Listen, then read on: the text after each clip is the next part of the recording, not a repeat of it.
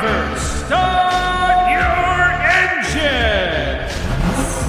The Lapped Traffic Podcast has brought you over 300 shows, driver and media interviews, awesome stories and entertainment, and one of the coolest fantasy leagues around.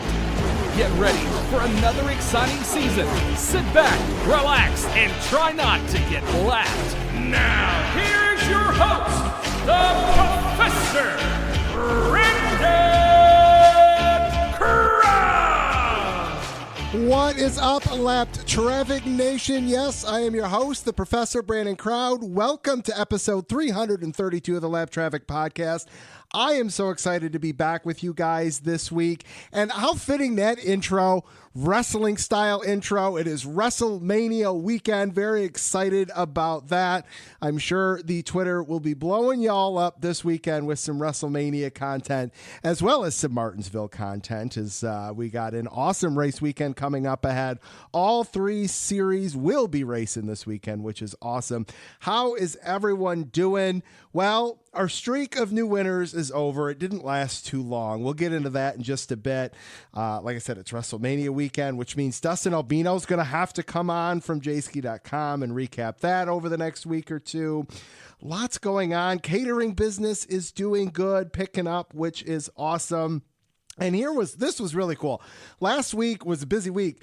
I went to lunch with the Michigan International Speedway track president, Joe Fowler, which was awesome. We got to talk about the podcast, talk racing, talk about Michigan, the track itself, all the things that they are doing and getting ready for this summer with the Faster Horses Concert Festival, which is just blown up and become a huge, huge event at MIS, as well as race weekend later in the summer, which I am very, very excited about. Lots to do today, but before we do that, just a reminder, this week's show brought to you by Three's a Crowd Catering. Do you want to impress the next crowd you host? Then let me, Brandon Crowd of Three's a Crowd Catering, bring his passion from hosting his own friends and family in his kitchen to yours, featuring barbecue, Italian, American menu options, summer events, graduation season right around the corner. Book your next event now by calling or texting 586-668-5835. Visit our website, 3crowdcatering.com. That's the number 3, crowdcatering.com. Follow along on social media at 3crowdcatering. Let the crowds cater your next crowd. All right. Business is done. Lots to do this week. Well, first of all, I hope you enjoyed last week's show with Michael McDowell. Great to have him back on. And coming up today, very excited, 3 guests for you. From the Cup Series, we got John Hunter Nemechek. From the Xfinity Series, as well as pulling double duty this weekend, Josh Williams. And then a unique and different style of a guest, TikTok creator Natalie Napples, with over 2.7 million followers. If you have TikTok or Instagram, she is all over it, blowing it up. She's been to a couple NASCAR races, and she was at Bristol a couple weeks ago. And I'm like, you know what? That'd be a cool guest to have on. Let's reach out. And we did. And sure enough, we're going to hang out with her for a little bit and chat with her as well. Get to know life as a content creator, as well as her NASCAR experiences and her newfound love for the sport. So lots to do, lots to get into here. So let's kick things off with John Hunter Nemechek. All right, Lap Traffic Nation, joining me on the line, making his 4th appearance on the show. He is the driver of the number 42 Romco equipment with the Legacy Motor Club. Welcome back to the show, John Hunter Nemechek. What's up, brother? How are you? I'm good. How are you? Awesome, man. Thanks for coming back on. It's been a minute since we last talked a few years ago at MIS, and glad to be able to catch up with you. Yeah. Thanks for having me on. I'm looking forward to chatting with you and seeing what kind of crazy answers we come up with today. Well, so let's start with this, man. It's been a hell of a ride for you. Truck to Cup, to truck, Xfinity, back to Cup now. This is going to be a cliche question, but it's relevant. You know, talk about the different stages of your career to get where you're at today. Yeah, it's definitely been an interesting career path for sure. Having been in the Truck Series, the Xfinity Series, going to Cup for 1 year, and then back to the Truck Series with Toyota TRD, and then the Xfinity Series last year, and now back to the Cup Series. that was the goal with kind of stepping back, was to align ourselves in a little bit better position, in our opinion, and put ourselves with a team where we felt like we could continue to compete at a very high level and try and win races and championships in the Cup Series. And I definitely feel good about Legacy Motor Club. I feel good about the vision that we have, and I'm looking forward to continuing to work hard and continuing to build this program to hopefully do that here in the very near future. That's awesome, man. It's so cool. It's been fun to watch your career. Talk about the fact of, social media, right? It can be the best thing in the world. It can be the worst thing on the planet. Obviously there was so much talk about, demotions. We saw it with you when you went back to truck. We've seen it with Cole Custer, but we've seen drivers be able to thrive. Do you feel more prepared this go around than your first go around in Cup? Like, where are you at there? I don't know if it's necessarily about being more prepared or not. I think it comes down to just laps experience, kind of it being more mature this time than the first time, per se. Sure. I definitely think that there's a lot that weighs on you in the Cup Series, especially if you come in and you're not running great right off the bat. And it can take a mental toll. So being able to kind of grow up through that and understand that and try and figure out how to be better in those areas. I definitely would say, I guess I'm more prepared for that this go around than the last go around. Sure. I think it comes with just age and wisdom and life experiences per se. Absolutely, for sure. Talk about the difference between the garages as a driver, break it down for the fans, the different camaraderie levels, the different, what can we rely on as far as help is between the three garages? Because you've been in all three, at length now. So, what's the difference between the garages like between each of the three series? Man, the truck series is probably the most relaxed garage. And then you go to the Xfinity series and it's more stressful than the truck garage, just everyone kind of working hard. And then you go to the Cup garage and it's a whole another level times 5 or 10. Just completely different vibes. The Cup Series is hard, no matter what team you're with, what car you're in. It's hard every single week. And you have to be on your A game at all times. And I think every crew member knows that in the Cup Series garage as well. Sure. And I think that's kind of why it puts off those vibes. But man, it's super serious on the Cup side. Right. At any point in time. Yeah. Well, you got more fans, you've got more sponsors, you've got, it's just like you said, it's amped up, so much more.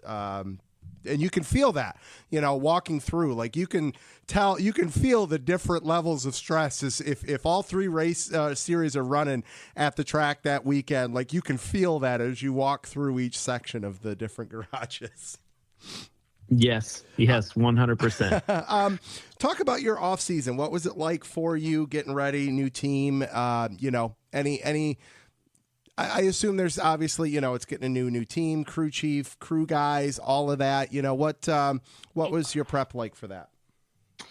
A lot of time spent working on stuff, diving into simulation and SMT data and kind of notes and different things of that sort. But a lot of time spent in the off season with that, especially with the manufacturer swap for Legacy MC from Chevy to Toyota. I definitely think that was probably one of the biggest changeovers. Sure. Luckily, my crew chief, Ben Bayshore, came with me from the Joe Gibbs Racing Xfinity team last year.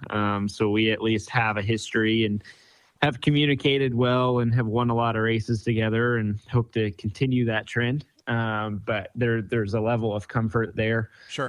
So it wasn't about trying to get to necessarily know him, but there's a lot of new faces at Legacy Motor Club that I've had to spend some time with, and also some familiar ones with guys that I've worked with on past teams, some guys that actually worked for us at Nemco Motorsports way back in the day. So it's kind of crazy how small the racing world is, but it was a lot of time spent trying to prep and trying to get ready for this year, and as well during the off season, trying to get away as well, trying to spend some time with my family and being able to rest and reset for 2024. The Cup Series is a super long schedule compared to the Xfinity Series and Truck Series as well. So a lot of weekends on the road, which I love, but at the same time, it can take a toll if it's not going in the correct direction. So that TLC for yourself and family is definitely nice during the off season as well. Absolutely. That's awesome, man. What's it like having Jimmy Johnson a part of the team? It's awesome to have How Jimmy could it not be, right? Yeah. I mean, to have Jimmy as an owner, it's pretty incredible. I joke with him that this is his legacy 2.0, or that's what we're going to try and create here. And I definitely have been able to spend quite a bit of time around Jimmy and love every chance that I get to spend with him. It's every time I'm around him, I'm learning something new. And it's pretty incredible to hear stories from his career and things that he did to have success on the racetrack and off the racetrack. And to have a 7-time champion and a guy that has been one of the greatest in the NASCAR Cup Series is truly amazing to have in your corner, to push you and to be able to advise you and most of all to be there and still race against you. Right. I mean, it's super cool. So I love having Jimmy as an owner, Maury Gallagher as well. Some great names and great people. That's great, man. I love that. Let's see. We're 6 races into the season.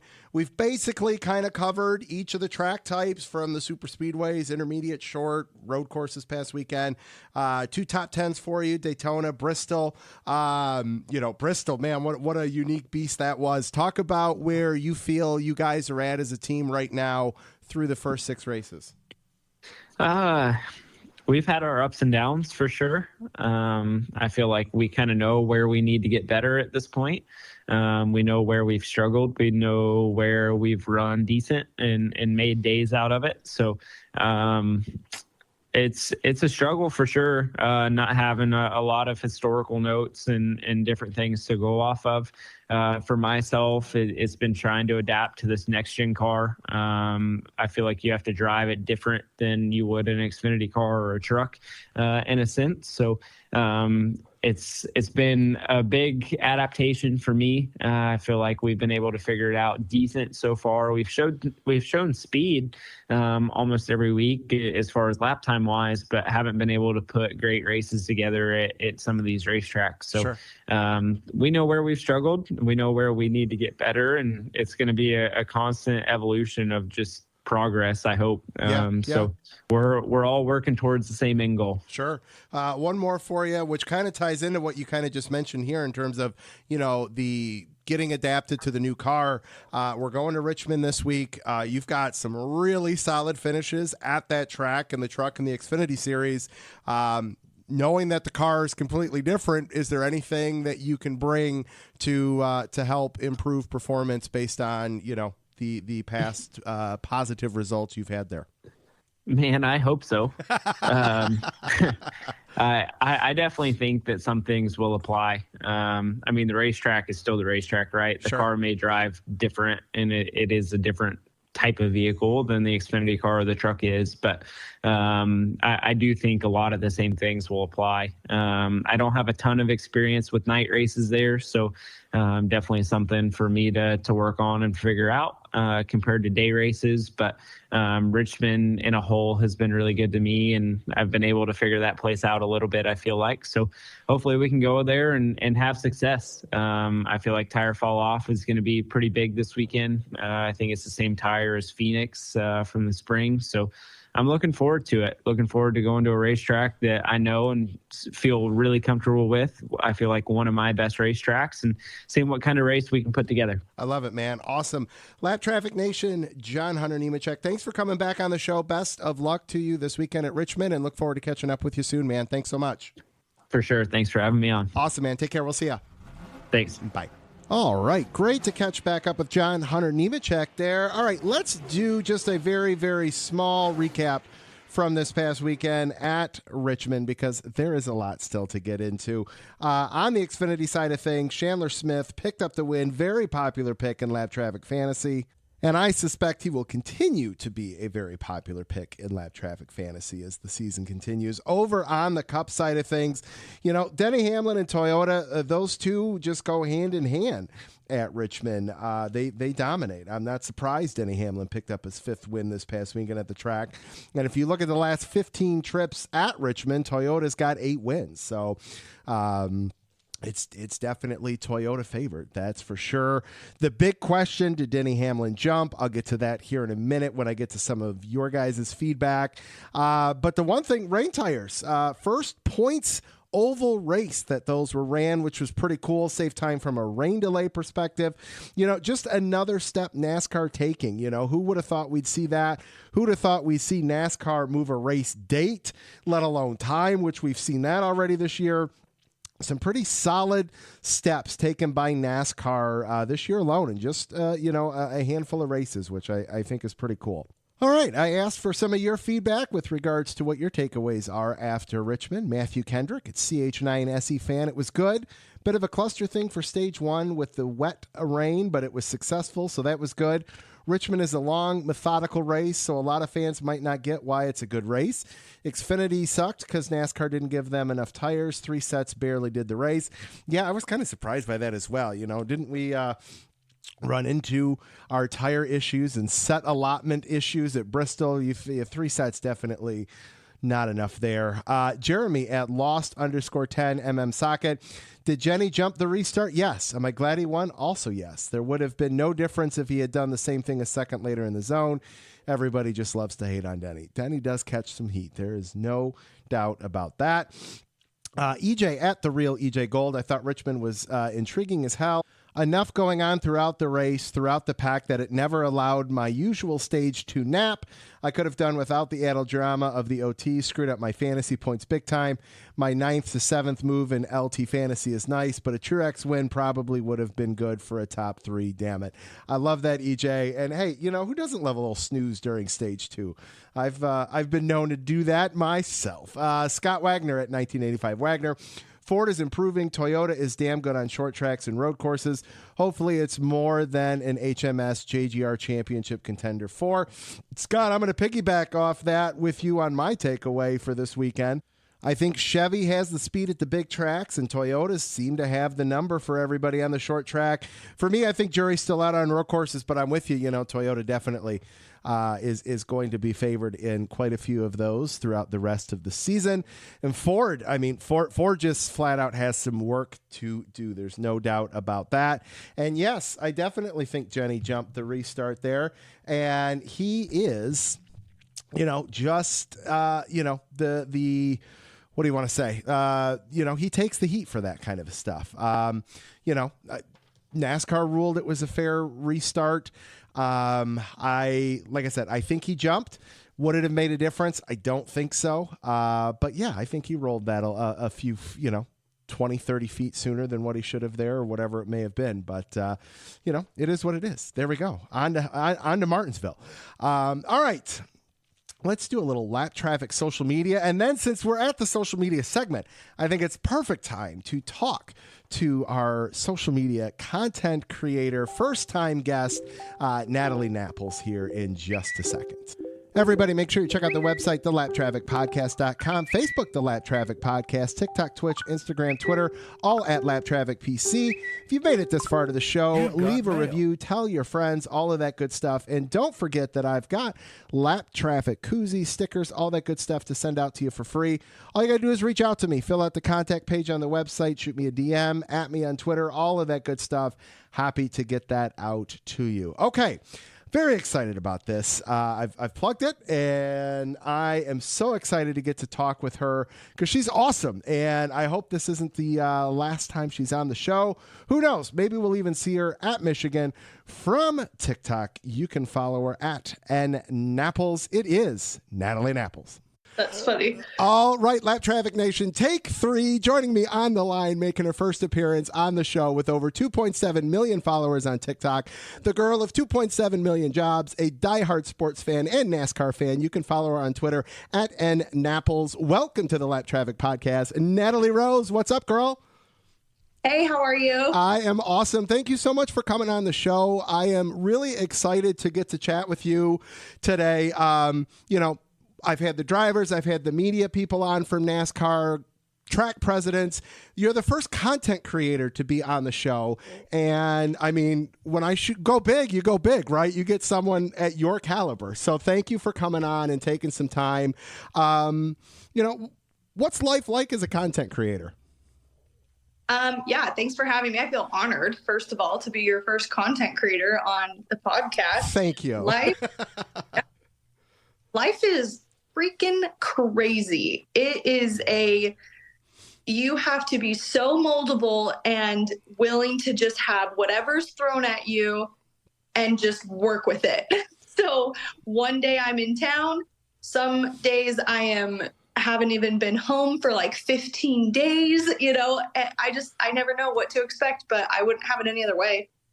It can't be boring, and you don't have the corporate ladder to answer to. So that part's got to be, I would think, refreshing to know, like, if you don't want to do something, you can say no and go about it and be creative. Hence, content creator, right? Yeah, I tried to say no to this podcast, but you bugging me. Oh, I love it. I love it. That's fantastic. So what got you started with, the whole TikTok thing? I know a lot of people started, filming content during the start of the pandemic because everybody was bored, and TikTok kind of really got a jolt of energy, I feel like, around that time. When did you get into it? What were some of your first ideas and viral videos that spun to where we're at now?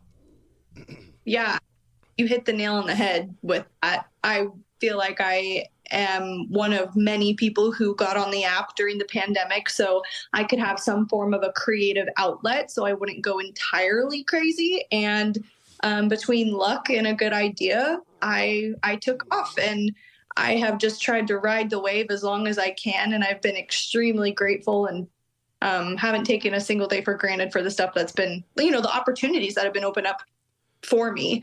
I guess to answer your question on how it kind of started, it started with me at my old job. I had posted a video at work with a coworker, and we were both dressed in our scrubs, and we made a quick 9-second dance video.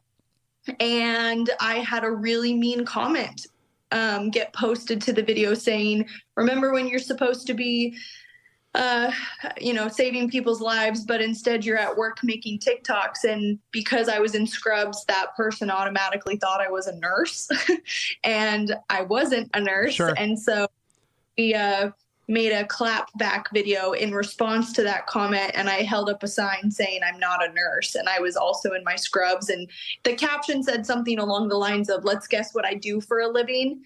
And from that point on, it was, people genuinely trying to guess what I did. Yeah.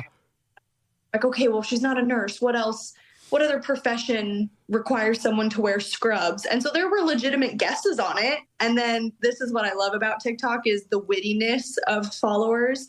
They just started putting things like, "No, look at her. She's a dump truck driver. She's a police officer. She's a firefighter." And it was when I saw the firefighter comment that I said, "Oh my gosh, I could do something with this." Yeah. And so that's led each sessions. How bummed were you? And I don't know where even the sound came from, but it was like your primary sound that you would use for those videos to not be on TikTok anymore. Like that had to be like just soul crushing, I bet. Yeah, for the last 3 years, that has been an ongoing fear that the sound would just disappear. And I've, always kind of thought worst case scenario and how I would handle that situation. I'm actually a lot prouder. I'm much more proud of myself for how I handled it than I thought I was. I think a part of it was shock, but I also feel as if like, okay, this was just this was not supposed to be the only thing that defined me as a content creator. There's other things that make me fun and exciting to watch and be a part of. And I'm just leaning into that version of myself now. Sure. What, like, walk us through, did you just walking down the street, fire truck? Hey, you guys got 5 minutes. Can I hop on and do, like, what were some of the reactions to people that, maybe didn't, know you and like, who is this chick asking me to do this? Like, how did some of those go? Yeah. So the firefighter one, I feel like a majority of the ones I started off with were friends of friends, family members, people like filling in those roles for me. And the firefighter is a great example of that. My brother-in-law, Trent, is a firefighter. Okay. I was living in Oregon. And so I had contacted him and I said, hey, can I come to the station and get put on your turnouts? And will you do this video with me? And he's like, heck yeah. So That's that awesome. video was easy to make. But one of my favorite stories to tell is my police officer encounter, because I did not have a connection to a police officer. It was one of the first times that I was like, okay, I'm going to really just insert myself into someone's life here. Right. And it required me driving around my small town. And I was like, I'm just going to, I was like, there's a bunch of police cars parked everywhere, like hidden, trying to, pull people over. And so I drove around my small town purposely trying to seek out a police officer. And I found two cops. They were in the middle of issuing a woman a ticket. That's great. Pulled the car over and I just waited for them to be done. And I walked over to one of the guys in his car once they were done. And I just did my pitch. I explained to him and he was like, wait, what? And I was like, I know it's great. Would this be something you'd be willing to do? And he was like, heck yeah. That's awesome. That's really cool. Talk a little bit about, what ended up then sparking the, doing content with the Indianapolis Colts mascot and that it was, the sports trend really started to pick up after that, is that at first you reaching out to them and now the people are reaching out to you to come and do content in that fashion? No, that's what's so crazy, Brandon, is the sports world was not the route I was planning on going with the content at all. Okay. It just happened to go that way because people like the Indianapolis Colts, the Detroit Lions, the Vikings, they were the ones reaching out to me saying, well, wait, we want her to come work with us for the day. That would be super fun. And then it kind of became this like tug of war game between organizations where it's like, no, she works for us. No, she works over here. And then fans were just like, okay, where's she going to be this weekend? Weekend's game, Sure. And then that's incorporated into NASCAR. Wow. You've got an open invite to Detroit because I'm a Lions season ticket holder. So the next time you come up, granted, I know they'll take care of you too, but next time you come up to Detroit, let me know. Okay.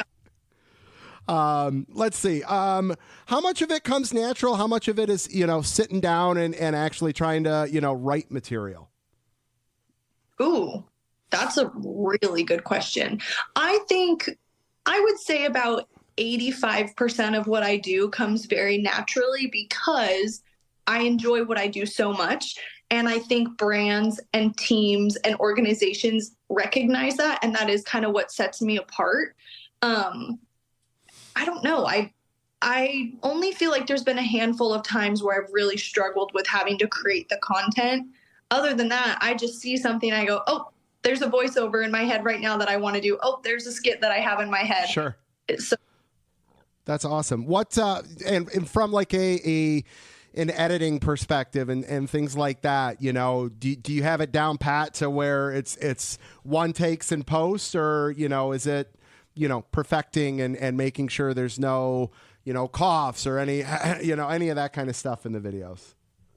I feel like I'd been pretty spoiled with the sound that made me go viral because it was only a 9-second video and there was only 2 clips to it. And Sure. It was very, very simple. But if you do, anyone who goes on a collaboration with me or is my +1 or my assistant, they all know that if it takes me more than 3 tries to do something, I'm out. Like Ooh, thank God I got the intro right after 3 then. I'm like, I feel like the organic side of it just starts to get lost. And if it starts to become too difficult to film it, then it's going to read on camera. And that's when I have to say, okay, let's pivot. Let's try a different idea completely. So no, I am not we're going to sit and shoot here for an hour. I am let's get in and out. Like, let's just have fun doing this. And that's why the videos do so well. That's awesome. That's really cool. All right, let's talk a little NASCAR. You've been to a couple races. You've done NASCAR content over the last couple of years. When you do go, did you have any, eyes on the sport before TikTok? Before what was your thoughts of NASCAR before the TikTok side of things? Absolutely nothing. No, I had never been to a NASCAR race. I knew the stereotypes that came with it, and Sure. That was about it. Like, I'm not going to lie to you. When I was reached out to by NASCAR to work with them, I think it was 2 years ago now, I was like, oh, yeah, I don't really know what kind of content we can make around cars going in a circle over and over. Like, Sure. Literally. Yep. That was the ignorance I had to the sport prior to going. Honestly, that was that is what drove me to reach out to you, to be honest with you, because, like my followers, they're NASCAR fans, right? If you're listening to an amateur-based NASCAR podcast, you better be a diehard. Otherwise, there's something wrong with you if you're listening to me from that regard.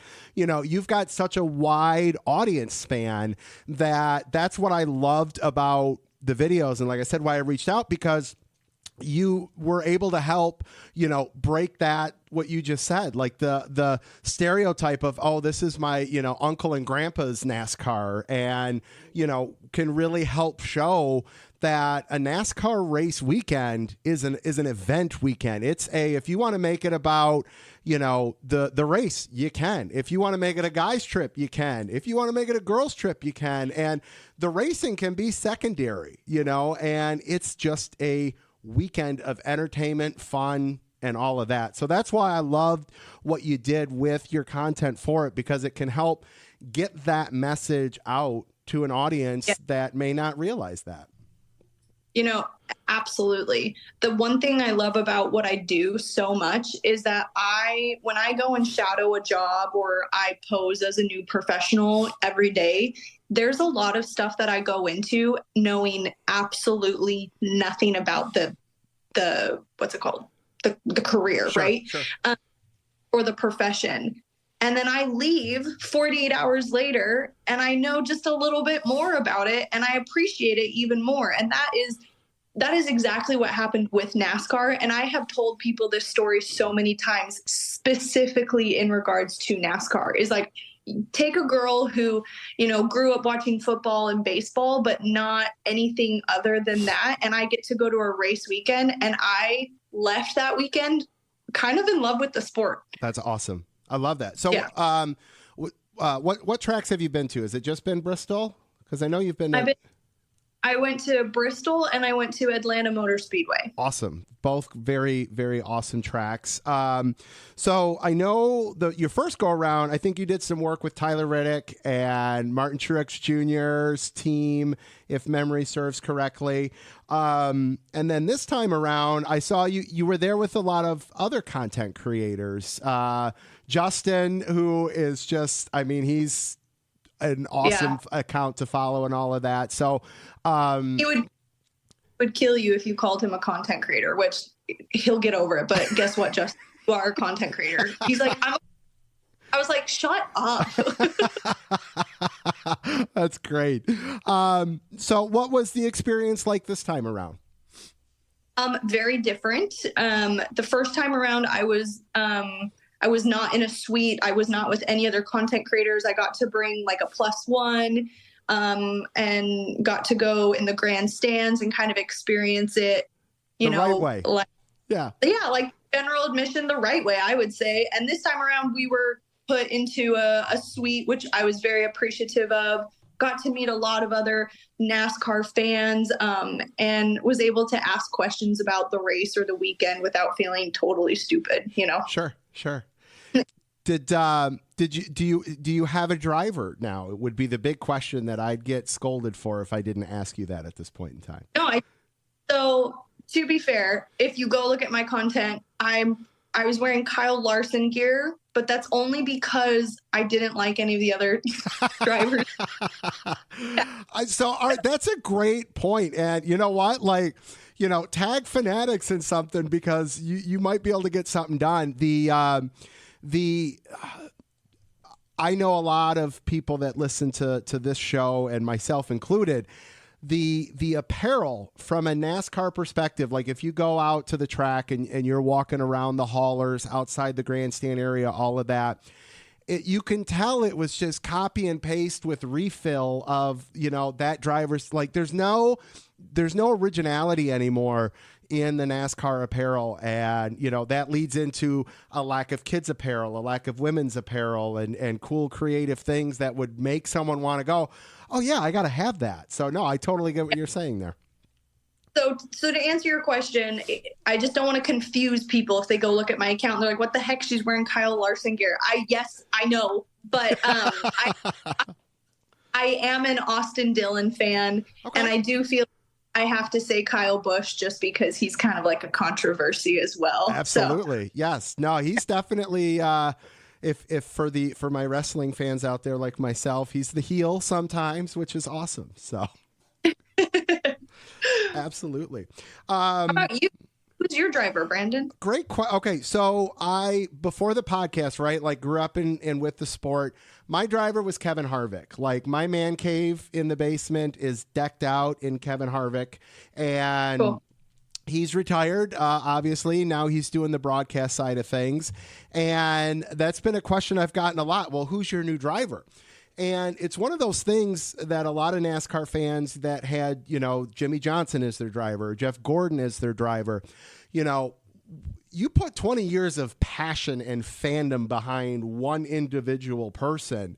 It's hard to recreate that same level of excitement and that same level of rootness, if that's not even a word, but, you know, so I'm just kind of in limbo at the moment in terms of that next driver. And I honestly think the only way I think I'll get a sense of recreating that same passion and energy for somebody is our son is 2 years old and he is glued to the TV on football weekends and race weekends, and he's getting excited about it. So once he develops a passion for somebody, that's someone I'll latch on to, so that's something we can do together. But it's a long-winded response to say right now, like, I'm just so appreciative of all the drivers that take time to come out onto my show. So, I mean, I'm rooting for those guys, you know, left and right, because there's someone that, you know, took a chance on coming on an amateur podcast early on and helped let the show grow to the level that it is now. That's such a good political answer. Thank you. It makes me up.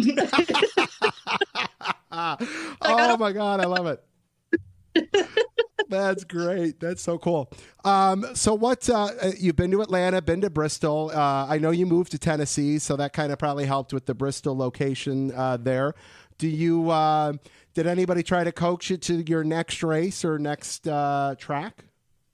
No, not yet. But I mean, I'm all ready. If anyone wants to invite me out, I'm good. You know what's so funny is I said this to one of my girlfriends. I go, you know, I've been to a lot of sporting events, and it is very difficult, I feel like, for a female to say that I can go to a sporting event, be in a suite with all men.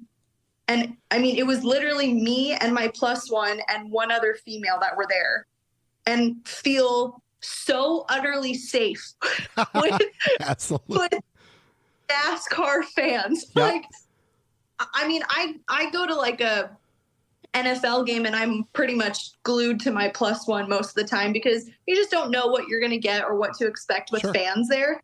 But I go to a NASCAR race and I'm like, I'm home. These are my people. Yep. Like, which is so silly to say because I've only been to 2 races, but I've never felt safer with more Southern men in my entire life. Like, I totally get it. It is a, the camaraderie amongst NASCAR fans is unique in that I feel like, because, like you mentioned, you go to a Lions game, right? You've got 90% of the fan base there is for Detroit. You maybe have the 10 to 20% visiting crowd, so to speak, right? So the amp upness in terms of the lashings verbally that you may catch, you go to a NASCAR race, it doesn't matter if you're in Michigan, if you're in Richmond, you're in Bristol, you're in Daytona, you're going to have a fan base of 36 different drivers. So, no one's really outnumbered in any capacity. So I feel like that keeps everybody kind of reeled in, and it just allows everybody just to have a good time. Everyone's there to embrace the sport. And like I said, just enjoy the race weekend. I agree. I couldn't agree more. That's fantastic. All right. So we'll get you up to Michigan in August. So get that one on the books there. What's next content wise? Is there anything coming up that you want to plug? Anything along those lines? Oh yeah, this is really good. So I actually just posted a video announcing a really big announcement that we're coming out with Red Bull. So I'm sponsored by them, and I am participating in Red Bull's challenge, which is called Can You Make It? It's a challenge where they have you and your team of 2, so 3 people total, that get dropped off in a random city in Europe. And you have 7 days to get from your random city. You don't know where you're getting dropped off at. And you have 7 days to get to Berlin. And your only form of currency is Red Bull cans. Wow. Yeah. So that's the next big thing that we're doing. So, will you be involved with that? And you may not be able to answer, and I can totally, I get that. But like, are you going to be hosting? Are you going to be like following these people around like as on their journey? I am participating. I am a contestant race. That's awesome. That's really cool. That's really cool. When does that start? Good question. May 21st through the 20th. It's a 7-day challenge. And so, within those 7 days, there's going to be tasks and challenges that you have to complete to acquire more points in order to win.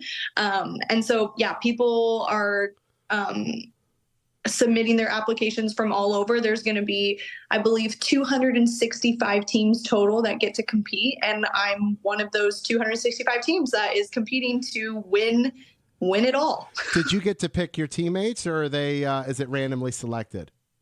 No, I did. That's what's so fun about it too. So I actually am involving my brother-in-law, Trent, the one who was in the video. And then I also am involving another content creator. His name is Jordan. He goes by Counting Countries on Instagram and TikTok. And he has traveled to over 100 countries.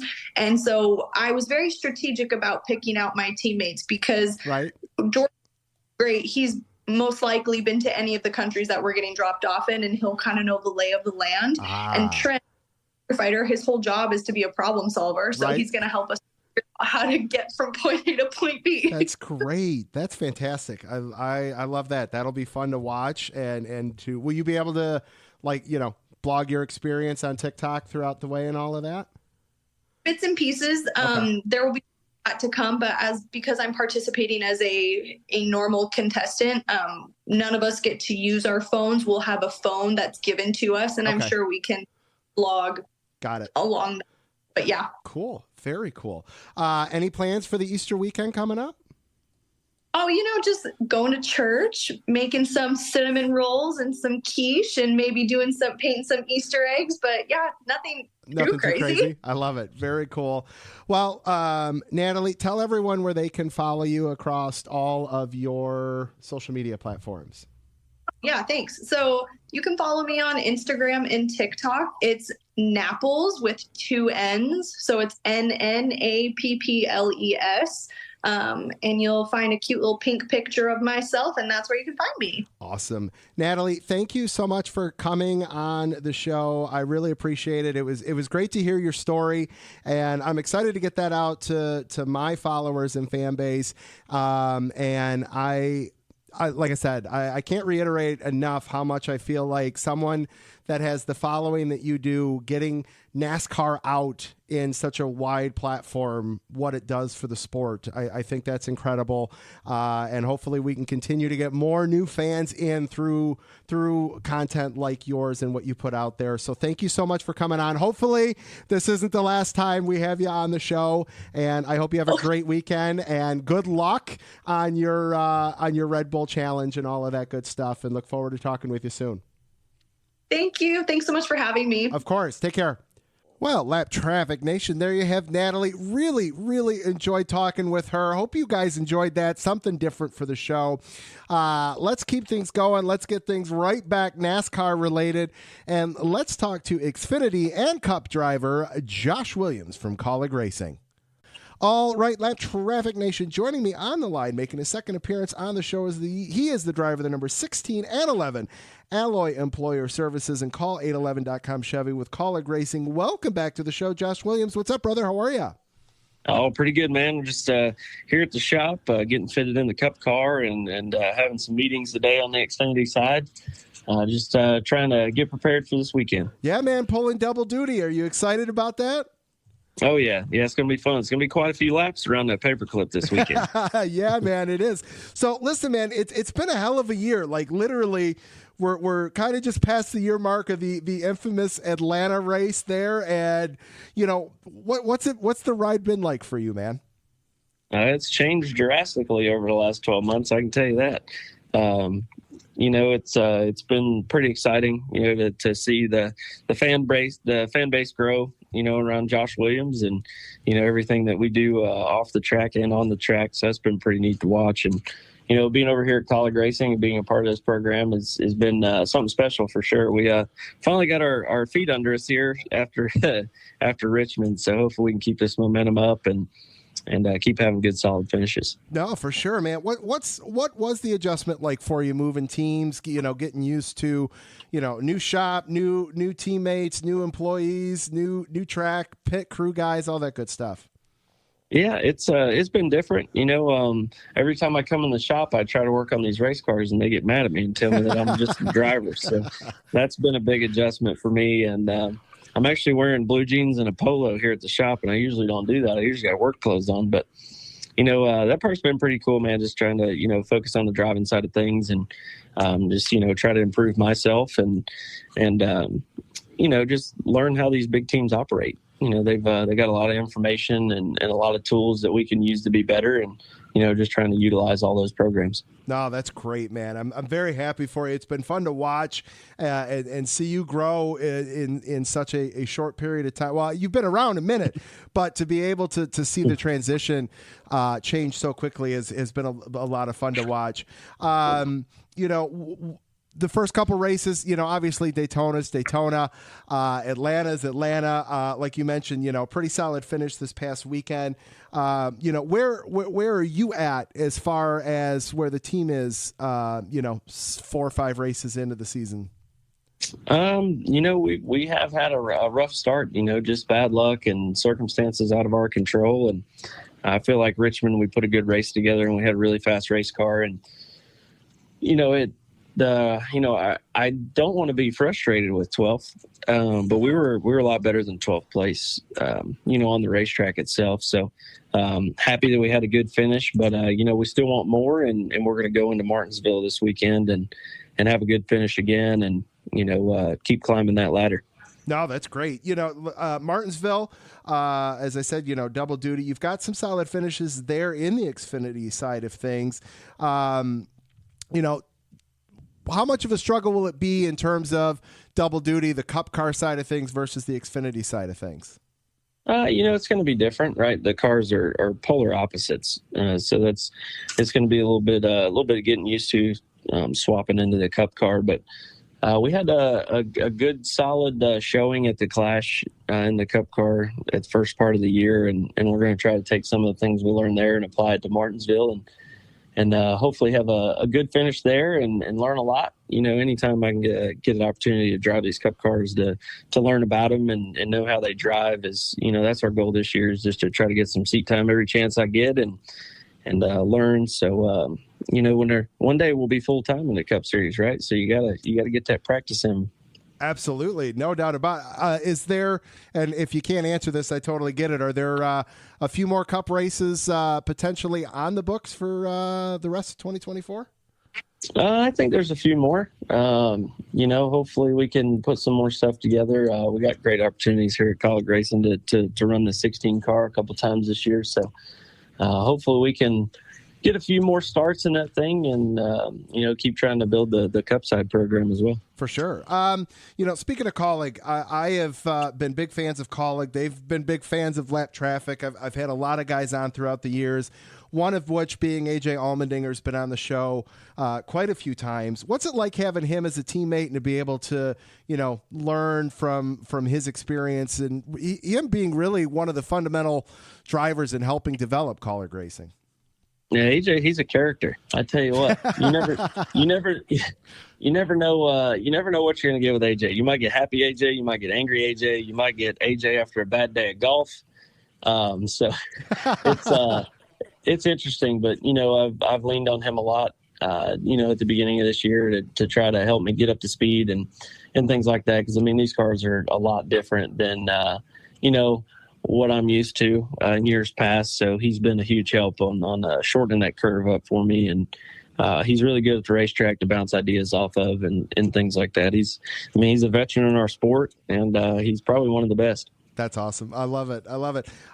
Josh, I know one of the things that's very near and dear to your heart, and I think we talked about it the last time you were on, is going and visiting kids at children's hospitals and all that. Have you been able to keep up with that, with the move over to Kaulig and the bigger team and all that, and what's the future look like on that side of things with off the track? Oh yeah, no, we're not going to stop that for sure. We've already done multiple visits this year, and we've got a ton more on the schedule throughout the season. And it's it's something that I really enjoy doing, and I don't plan on stopping doing that anytime soon. It just, whenever you go to those places, man, and you hang out with the families and the kids, and just spend a couple hours with them, it makes a huge difference in my life, and I know it makes a difference in theirs. That's awesome. I love that. Josh, shout out to sponsors this weekend. Anyone, who's on the car coming up this weekend for you? Oh, yeah. We've got call811.com for the Xfinity race this weekend. They've been a good partner of ours here the past few years, and they've been growing with us, and we're excited to have them on. And I was just talking to them yesterday. They're super excited about Martinsville after we had a good run last weekend. So hopefully we can keep that going for them. And longtime partner Alloy Employer Services on the Cup car. Man, they've went above and beyond for me the last few years to get me where I am today, and super thankful for them. So we're gonna go have a long day at Martinsville and multiple laps, and have a good finish for the guys at Alloy as well. I love it, man. Well, listen, thank you so much for coming back onto the show. Best of luck, double duty this weekend, and look forward to talking with you real soon. Yeah, buddy. Anytime, man. Thank you so much. Thanks, man. Take care. I appreciate it. We'll see ya. All right, buddy. Thank you. Oh, there you have Josh Williams. A lot of fun. High energy. I love chatting with him. That was a lot of fun. All right, let's close this thing out with a little lap traffic fantasy. Just a reminder, get your picks in by 5 o'clock Eastern Standard Time. Check the website to see who you've still got available. What I love is the fact that we're still getting a lot of picks in from everybody. We haven't had anybody fall off yet, which is awesome. So keep the picks coming in. Let's see who can make the playoffs here. Long road ahead of us. Recap from this past weekend, about 30 players had Chandler Smith for the Xfinity Series win. 9 players swept the weekend. But it was one of those weekends where picking all the winners did not get you week high. Joe Roche, Logan Cummings, Don Janes had Truex and Almirola, which was good for 105, and the week high bonus points there. Picking both winners was good for 98 and 2 bonus points as well. My pick, Chandler Smith, Christopher Bell. I finally got a bonus point, but I'm still way back in 32nd. Man, I got some work to do, but I will do it.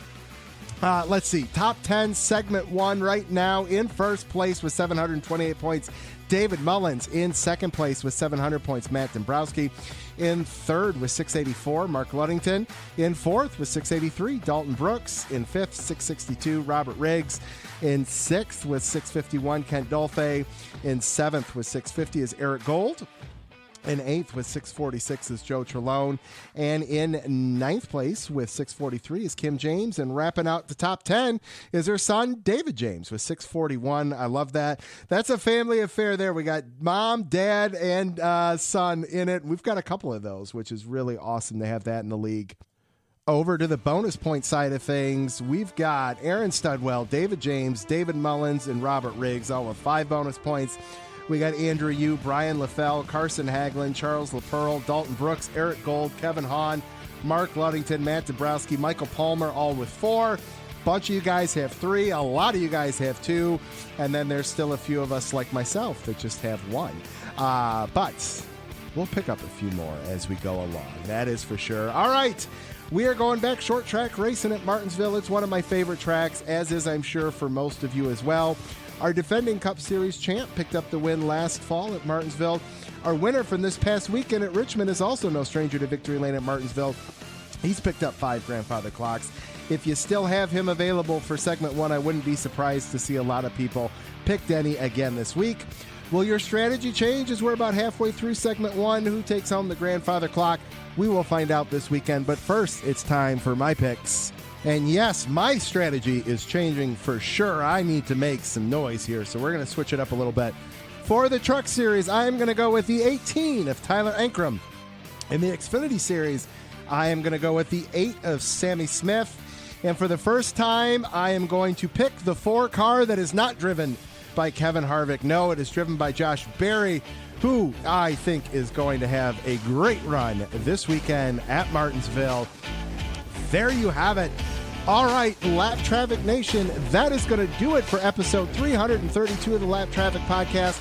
Make sure you check out the website, thelaptrafficpodcast.com, Facebook Lap Traffic Podcast, TikTok, Twitch, Instagram, Twitter, all at Lap Traffic PC. Huge thank you to John Hunter Nemechek, Natalie Napples, Josh Williams for calling into the show. We'll see what we can put together over the next week or two. Enjoy WrestleMania. Enjoy Martinsville. Don't get caught chasing the lucky dog. Tune in each and every week to the Lap Traffic Podcast. See ya.